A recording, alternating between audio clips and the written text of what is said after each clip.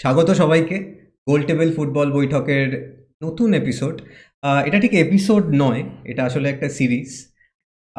ভারতীয় ফুটবলের ইতিহাস এই নিয়ে আমরা কথা বলবো ঠিক করেছি। নিজেদের মধ্যে কথা বলবো, আপনাদের সাথে রীতিমতো আড্ডাই মারবো, কিন্তু কিছু বিশেষ বিশেষ জিনিস নিয়ে আমরা আড্ডা মারবো। আমরা আজ শুরু করছি এই নতুন সিরিজটা। আচ্ছা দেবজয়দা, এটা আমরা কেন করছি সেটা কি একটু বলবো? হ্যাঁ, মানে যবে থেকেই পডকাস্ট শুরু করেছি আমরা, তখন থেকেই বিশেষ করে বন্ধু-বান্ধবরা বলছে ভারতীয় ফুটবলের ইতিহাস নিয়ে কেন কিছু একটা শুরু করছি না? সেখান থেকেই ভাবনা চিন্তা শুরু। আর তারপর এই পডকাস্ট, এই সিরিজটার প্ল্যানিং আর আজকে শুরু হচ্ছে। আচ্ছা, আমরা ভারতীয় ফুটবল নিয়ে যখন কথাই বলছি, আমরা চেষ্টা করব একদম প্রথমে ফিরে যাওয়ার। একদম প্রথমে কিভাবে শুরু হলো ফুটবল, এই যে খেলাটা ভারতে কিভাবে এলো, কেন এলো, কখন এলো, সেই ইতিহাসে যদি যেতে হয় তাহলে প্রথমেই দু একটা কথা বলে নিতে হয়। যে প্রথম ফুটবল খেলাটা ভারতে এসেছিল বিভিন্ন আর্মি ক্যাম্প, যেটাকে রেজিমেন্টাল স্ট্রাকচার বলে, বিভিন্ন মিশনারিজ, এরা ভারতে ফুটবল খেলাটা এনেছিল। প্রধানত ইউরোপীয় রেজিমেন্টাল ক্যাম্প, যারা মেনলি ব্রিটিশ, তাছাড়াও আরও ইউরোপিয়ান বিভিন্ন দেশের ভূমিকা ছিল এখানে, কিন্তু আমরা ব্রিটিশ ভূমিকাটাই প্রধানত দেখব। এখানে একটি ম্যাচের আমরা প্রথম রেফারেন্স পাই। আমরা একটা কথা প্রথমেই বলে নিই, যে এই যে ডেটগুলো, এই যে বছরগুলো, আহ, এগুলোর না খুব বেশি কোনো ডকুমেন্টেড ইতিহাস নেই। না, এগুলোর খুব বেশি কোনো রিসার্চ বেসড কোনো আর্কাইভ এগুলো পাওয়া যায় না। আমরা চেষ্টা করেছি নিউজ পেপার আর্টিকেল, বিভিন্ন আর্কাইভ থেকে খুঁজে বের করা, বিভিন্ন বই রেফারেন্স হিসেবে ইউজ করা। সেগুলোর থেকে আমরা একটা ম্যাচের কথা শুনতে পাই বা দেখতে পাই বা পড়তে পারি। সেটা হচ্ছে 1837 সালে এটোনিয়ান্স, ইটন একটা কলেজ, ব্রিটেনের একটা জায়গা, হয়তো সেখানকার মানুষেরা, সেখানকার ইউরোপিয়ান, সেখানকার ব্রিটিশরা যারা এখানে এসেছিল, ইটোনিয়ান্স ভার্সেস রেস্ট অফ ক্যালকাটা, এই একটা ম্যাচ হয়েছিল 1837 সালে। রেস্ট অফ ক্যালকাটা কারা? কিন্তু এই ম্যাচটা নিয়ে বোধহয় আমাদের মানে খুব একটা কিছু হিস্টোরিক্যাল নথিপত্র কিছু নেই, নথি যেখান কিচ্ছু থেকে নেই, আমরা শুধু আমরা জানি বলতে পারি যে এইটাই ফার্স্ট ম্যাচ। একদম। তা তোমার মতে ফার্স্ট ডকুমেন্টেড ম্যাচ কোনটা? আচ্ছা, এই ম্যাচটা আমি স্কোরটা বলি, হ্যাঁ, হ্যাঁ, তিন হ্যাঁ। শূন্য স্কোর হয়েছিল ইটোনিয়ান্স, ওই যেটুকু আমরা জানতে পারি। কিন্তু ফার্স্ট ডকুমেন্টেড ম্যাচ একটা আছে। এরপর 15-16 বছর, 20 বছর কোনো আমরা ইতিহাস পাই না, ডকুমেন্টেশন পাই না। 1854 সালে ক্যালকাটা ক্লাব অফ সিভিলিয়ান্স, তার সাথে জেন্টলম্যানস অফ ব্যারাকপুর, এই একটা ম্যাচের আমরা কথা জানতে পারি। এখানে একটা ডিভাইড আমরা দেখতে পাচ্ছি, একদিকে কলকাতা, একদিকে ব্যারাকপুর, মানে দুটো আর্মি ক্যাম্প। এই দুটো আর্মি ক্যাম্পের লোকেরা একে অন্যের সাথে খেলা শুরু করে, এবং কলকাতা এবং ব্যারাকপুরের মধ্যে যে খেলা হচ্ছে, এটা এরপরের 20 বছর, 30 বছর টানা বেশ কয়েকটা ম্যাচের রেফারেন্স আমরা পাই। এইটা একদম ডকুমেন্টেড 1854 সাল, এবং এটার বিভিন্ন নিউজ পেপার আর্টিকেল, বিভিন্ন আর্কাইভে এটার মানে খবর আমরা তুমি জানতে বলছো পারি। শুধু সিপাহী বিদ্রোহেই নয়, ফুটবলেও ব্যারাকপুর ছিল ভালো মতো। একদম। প্রথম ডকুমেন্টেড ম্যাচেও আমরা ব্যারাকপুরের কথা এবং পাচ্ছি। ওই সময়, ওই সময় সময়টাও 3 একই। বছর আগেই। হ্যাঁ। আর একটা ম্যাচের কথা আমি কোথাও একটা পড়েছি 1802 সালে, সেটা কিন্তু বাংলায় না, বম্বেতে 1802 সালে মিলিটারি বনাম আইল্যান্ডের মধ্যে একটা ম্যাচ হয়েছিল 30 মিনিটের। কিন্তু এটারও আচ্ছা। আবার বলছি, যেমন এটোনিয়ান্স ম্যাচটার কোনো ডকুমেন্ট পাওয়া যায় না, এটার তো কোনো কিছুই ডকুমেন্ট পাওয়া যায় না। যে তখন বেশিরভাগ ম্যাচই, যেমন তুমি বললে, মিশনারিজরা বা আর্মি ব্যারাকগুলোতে হতো, কোনো চিঠিতে বা কোনো কমিউনিকেশনের সময় এই ম্যাচটার কথার উল্লেখ পাওয়া গেছে। এবং এই আইল্যান্ডস বলতে কি মুম্বাইয়ের কথা বলা হচ্ছে? হতে এটাও হতেই কিন্তু এগুলো আমরা শুধু ভাবতে পারি, ভাবতে পারি, হ্যাঁ। এগুলোর আমরা ডেফিনেটিভ কোনো উত্তর পাই না। আহ, আচ্ছা, এই সময় আরেকটা কথা বলতে, আমরা এতক্ষণ যা কথা বলছি, যে কটা ম্যাচ, যে কটা ইতিহাস, এগুলো সবই একটু আরবিট্রারি, এগুলোর সেরকম কোনো ডকুমেন্টেড এভিডেন্স নেই। কিন্তু যদি প্রপার ইনস্টিটিউশনাল ম্যাচের কথায় আসি, তাহলে 1872 সালটা খুব খুব ইম্পর্টেন্ট হয়ে ইম্পর্টেন্ট। যায়। শুধু ম্যাচ নয়, ক্যালকাটা ফুটবল ক্লাব, যেটা 1872 সালে তৈরি হচ্ছে। আজকে সিসিএফসি। আজকে সিসিএফসি, ক্যালকাটা ফুটবল ক্লাব, 1872। এবং সেই সময় একটা খুব গুরুত্বপূর্ণ ব্যাপার, ক্যালকাটা ফুটবল ক্লাবের মেম্বার কিন্তু ব্রিটিশ আপার মিডল ক্লাসের লোকজন। এখানেও ব্রিটিশদের মধ্যেও একটা ডিভাইড, তারা ব্রিটিশ ওয়ার্কিং ক্লাসকে সেখানে ঢুকতে দিচ্ছে না। সুতরাং ক্যালকাটা ফুটবল ক্লাব 1872, তারা মেম্বারশিপ শুধু আপার মিডল ক্লাসকে দিচ্ছে। সেটার বিরুদ্ধে আমরা দেখছি ওয়ার্কিং ক্লাস যারা, তারা একটা ক্লাব তৈরি করছে যেটার নাম ট্রেডার্স ক্লাব। ট্রেডার্স ক্লাব নাম থেকেই বোঝা যাচ্ছে যে তারা ওয়ার্কিং ক্লাস লোকজন, এবং সেই ট্রেডার্স ক্লাব পরবর্তীকালে নাম পাল্টে 1880-তে ডালহৌসি অ্যাথলেটিক ক্লাব হিসেবে তৈরি হচ্ছে। ডালহৌসি অ্যাথলেটিক ক্লাব দর্শকরা জানে, দেবজয়দা তুমিও জানো, ক্লাবটা এখনও আছে এখনো রয়েছে, হ্যাঁ। এবং সেটা বলা যেতে পারে সিভিলিয়ানস ক্লাব নয়। ওয়ান্স এগেন এটা তৈরি করছে ব্রিটিশরাই, কিন্তু এটা একটা প্রপার ক্লাব হিসাবে আত্মপ্রকাশ করছে, যেটা পরবর্তীকালে কম্পিটিটিভ টুর্নামেন্টের দিকে যাচ্ছে। এখানে কিন্তু আমরা আরেকটাও পার্থক্য দেখতে পাই, রিক্রিয়েশন এবং কম্পিটিশন। একদিকে রিক্রিয়েশন, ফুটবল অ্যাজ রিক্রিয়েশন, যে ফুটবল মনোরঞ্জনের জন্য, সময় কাটানোর জন্য, এন্টারটেনমেন্টের জন্য। আরেকদিকে কম্পিটিটিভ ফুটবল, যেটার কথা আমরা এরপর আস্তে আস্তে আসবো আমাদের পডকাস্ট। সেই Dalhousie club, Dalhousie athletic club প্রথম ক্লাব যারা রিক্রিয়েশন হিসেবে শুরু করে আস্তে আস্তে কম্পিটিটিভ বলে চলে যাচ্ছে। আর তুমি যেটা বলছো এখনো অবধি, মানে 1802 যদি ধরি বা 1837 ধরি, 54, তারপরে ক্যালকাটা ফুটবল ক্লাবের পত্তন হলো, তারপরে ডালহৌসি ক্লাব হলো, এখানে কোথাও আমরা ভারতীয়দের কোনো ইনভলভমেন্ট ফুটবলে পাই না। না, ফুটবলে যদি ভারতীয়দের প্রথম কারোর নাম আসে তাহলে সেটা father of Indian football Nagendra Prasad Sarbadhikari. একদম নগেন্দ্র প্রসাদ সর্বাধিকারী, উনার নামই আমরা প্রথম ভারতীয় হিসাবে পাই। এবার সেখানে একটা দারুণ মজার গল্প আছে, গল্প আছে, দারুণ গল্প আছে। সেটা হচ্ছে মানে এটা বেশ একটা সিনেমার মতো গল্প। নগেন্দ্র প্রসাদ স্কুল থেকে ফিরছিলেন বা কোথাও যাচ্ছিলেন, তখন ক্যালকাটা ফুটবল ক্লাবের একটা প্র্যাকটিস সেশন চলছিল। যখন মাঠের পাশ দিয়ে তারা যাচ্ছিলেন, ফোর্ট উইলিয়ামের কাছে, ওই জায়গাতেই, তখন মাঠের পাশ দিয়ে যাচ্ছিলেন, তখন একটা বল ওদের দিকে আসে। তখন কোনো এক ব্রিটিশ আর্মির লোক নগেন্দ্র প্রসাদ সর্বাধিকারীকে বলে, কিক দ্য বল। আর তারপরে নগেন্দ্রবাবু সেই বলে কিক করে বলটাকে ব্রিটিশদের দিকে পাঠিয়ে দেন। এটাই কিন্তু প্রথম ভারতীয় যিনি ফুটবলে লাথি মারলেন, এবং এটাই হচ্ছে ভারতীয় ফুটবলের প্রথম মিথ যদি বলা যায়। মিথ আমরা জানি যে বাস্তব এবং যেটা গল্প সেটা মিলিয়ে একটা মিথ তৈরি হয়। এই লেজেন্ডগুলো তো মানে খুবই ইম্পর্টেন্ট। এবং সেখানে একটা গুরুত্বপূর্ণ ডিটেল, এই নগেন্দ্র প্রসাদ সর্বাধিকারীর যে বাবা, তিনি কিন্তু সিপাহী বিদ্রোহের সাথে যুক্ত ছিলেন। হ্যাঁ, এবং তিনি সিপাহী বিদ্রোহের সময় একজন ডাক্তার ছিলেন, আচ্ছা, যিনি সিপাহীদের চিকিৎসা করতেন। সুতরাং আমরা একটা ফুটবল এবং সমাজ এবং পলিটিক্স সব কিছুর একটা মিশ্রণ, যদিও ভীষণই জোর করে কানেকশনটা আনতে হচ্ছে। খুব ইন্টারেস্টিং টাইম, সেই সময়টা খুব ইন্টারেস্টিং ভারতের জন্য। ইস্ট ইন্ডিয়া কোম্পানি চলে যাচ্ছে, একটা জাতীয়তাবাদের শুরু হচ্ছে, কিছু কিছু ইন্ডিপেন্ডেন্স মুভমেন্ট আমরা দেখতে পাচ্ছি। আর সেই সময় একই সাথে ইন প্যারালাল আমরা এই ফুটবলের বাংলায় তখন নবজাগরণ, যেটাকে আমরা বেঙ্গল রেনেসাঁ বলি, সেটাও তখন আসছে। আর একই সাথে ফুটবলেরও কিন্তু আস্তে আস্তে বিবর্তন ঘটা শুরু হয়ে গেছে ভারতীয় ফুটবলে।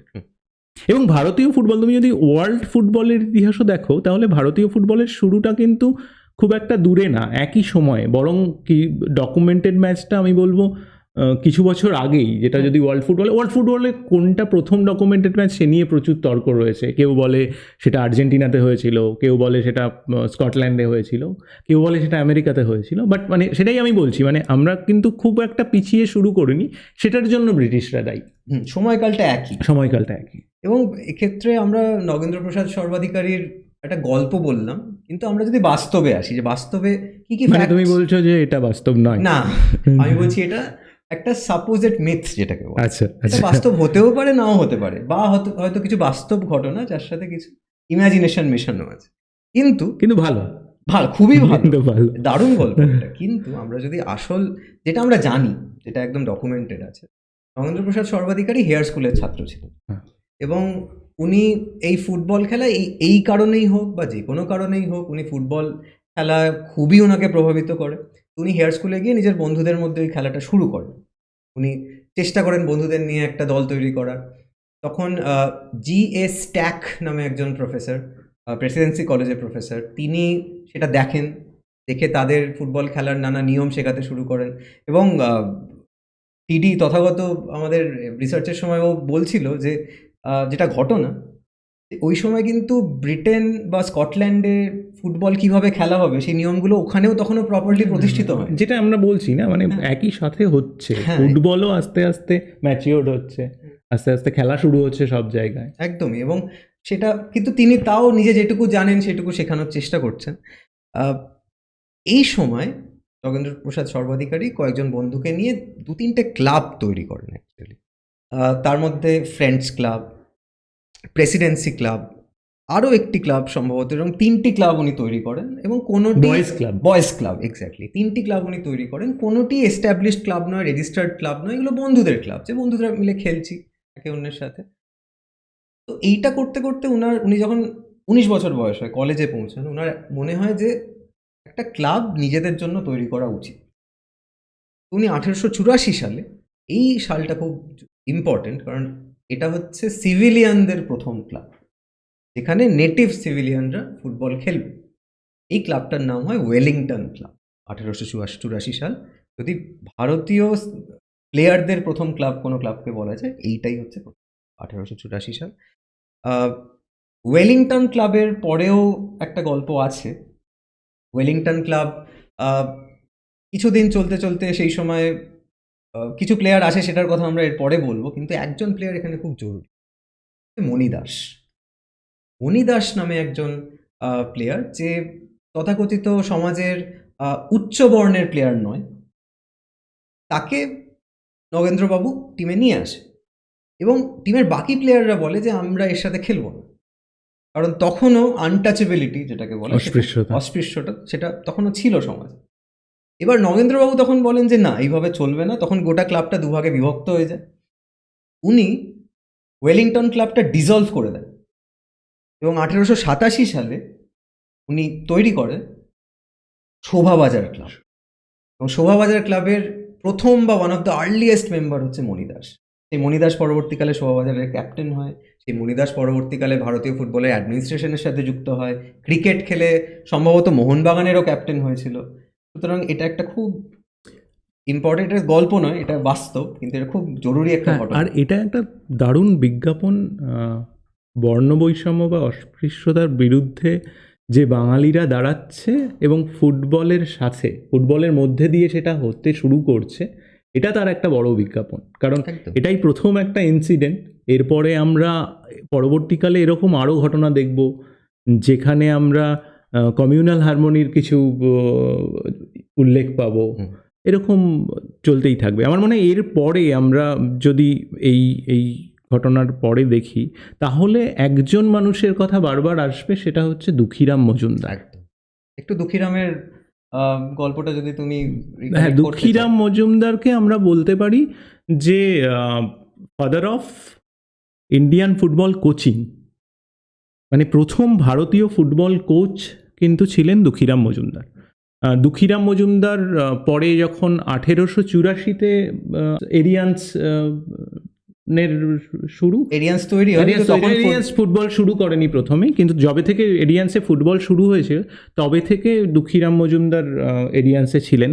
আর এরিয়ান্স এখানে খুবই ইম্পর্টেন্ট একটা রোল প্লে করেছিল, কারণ এরিয়ান্স প্রথম একটা ক্লাব যারা হিডেন ট্যালেন্ট খুঁজে এনে তাদেরকে এস্টাবলিশ করেছে। তাহলে কি দুঃখীরাম বাবুকে আমরা ভারতীয় ফুটবলের প্রথম স্কাউটও বলতে পারি? একেবারেই তাই। মানে দুঃখীরামের হাত দিয়ে যারা এসেছে সেসব ভারতীয় ফুটবলের মণিমুক্ত, হামাদ, শিবদাস ভাদুরী, গোষ্ঠপাল, এরা সবাই দুঃখীরামের ছাত্র।